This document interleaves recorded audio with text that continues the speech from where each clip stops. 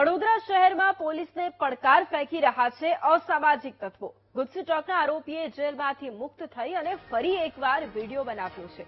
ધમકીના video બનાવી આરોપીએ પોલીસને ખુલ્લેઆમ પડકાર ફેંક્યો છે। અમારો વનવાસ પૂરો થયો, તમામ માર્યા જશે જેઓ પોતાને શિકારી સમજે છે। જામીન પર મુક્ત થયેલા આરોપીએ ફરી ગેંગ એકઠી કરી અને વિડીયો બનાવ્યા। ગત જુલાઈમાં સુઈ ગેંગના સાગરીતો પર વડોદરા પોલીસે કાર્યવાહી કરી હતી। કાર્યવાહી બાદ સુઈ ગેંગનો કૃણાલ કહાર જામીન પર જેલ મુક્ત થયો। અને આજ મુદ્દે સંવાદદાતા માનુ ફોન લાઈન પર છે।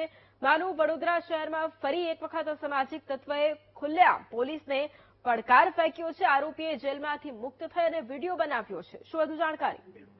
વૈભવી, આ એ જ આરોપીઓ છે જે ગુજસી ચોકના ગુનામાં જામીન ઉપર મુક્ત થયા છે। આ ગેંગ ફરી એકઠી થઈ છે અને આ વિડીયો બનાવે છે। ગત જુલાઈ મહિનામાં સૂરજ ઉર્ફે સુઈ કહાર ગેંગના સાગરીતો વડોદરા પોલીસે ગુજસી ચોક હેઠળ કાર્યવાહી કરી અને જેલમાં મોકલ્યા હતા, પરંતુ સુઈ ગેંગના કૃણાલ કહાર અને અન્ય લોકો જેલ મુક્ત થયા બાદ આ વિડીયો બનાવ્યો છે।